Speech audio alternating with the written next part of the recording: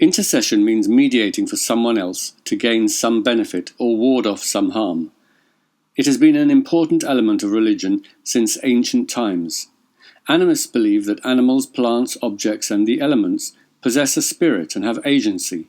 If given proper respect, offerings, or prayed to, they had the power to avert misfortune or grant benefits. Holy men or shaman would intercede with the spirits, seeking to get them to do their bidding. Polytheist priests would intercede and offer sacrifices to the gods to appease them and seek help and victory.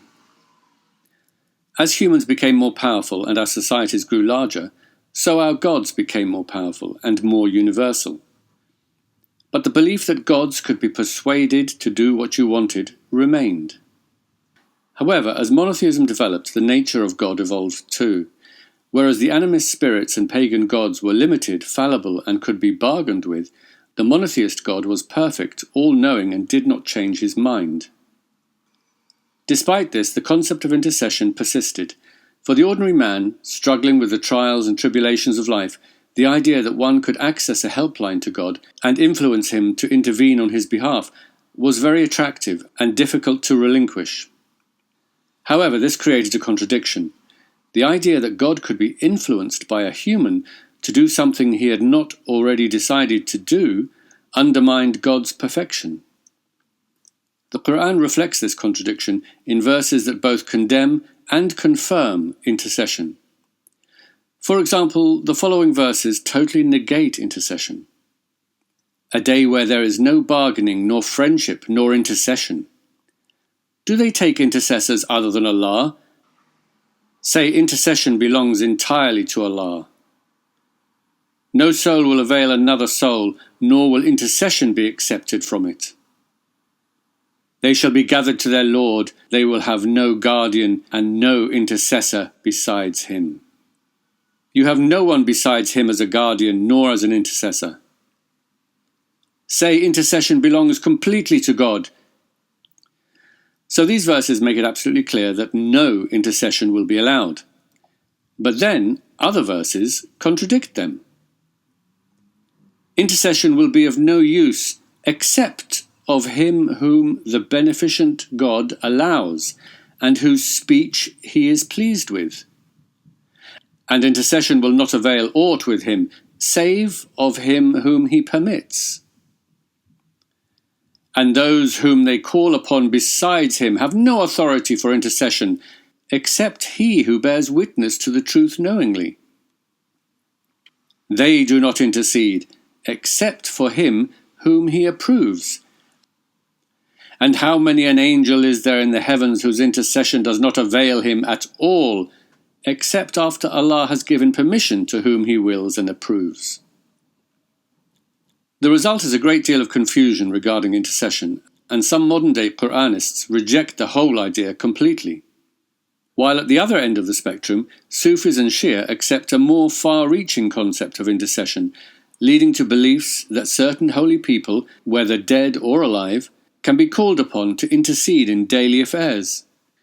In most Muslim countries there is a thriving popular culture of visiting the graves of saints and praying to them to intercede on their behalf, to cure a sick child or find their daughter a husband, and so on. Mainstream Sunnis and Salafis recognize the problems the concept of intercession creates, and strongly condemn the practices of Sufis and Shia, labeling them as idolaters and committing the most unforgivable sin of shirk. Yet they too cannot avoid the concept of intercession because it is there in the Quran and the Sunnah. So they have tried to limit its extent and scope. They argue that only Muhammad, and in some cases angels, prophets and righteous people, will be able to intercede. They argue this is largely confined to the Day of Judgment. For example, Muhammad will be able to intercede on behalf of his ummah to prevent some entering hell, or to take some out of hell. They stress that Allah must approve the intercessor and the one for whom intercession is made. But far from solving the problem, this only makes it more baffling. How is it that a sinner who has been tested on earth and judged by God to deserve hell have his sentence changed? Is God going to act in a way he would not have done had Muhammad not interceded for this sinner? The concept of intercession can only make sense if we are talking about gods that can be persuaded to change their mind, such as the fallible gods of the animists and the polytheists. It makes zero sense for a God whose judgment is perfect and cannot be improved on, who has decreed all things before the beginning of time, who dispenses justice and mercy according to his perfect judgment. How is it that Muhammad can change God's mind to do something he was not going to do in the first place? If God is not changing his mind, but doing what he was going to do anyway, then such intercession would be no more than a pointless pantomime, where the interceder seeks that which God has already decided to give before creation started. A charade where God will make a show of responding to Muhammad's intercession to take certain people out of hell, knowing full well this is nothing more than a piece of theatre. A pretense by God to acquiesce to Muhammad's will when it was his will all the time.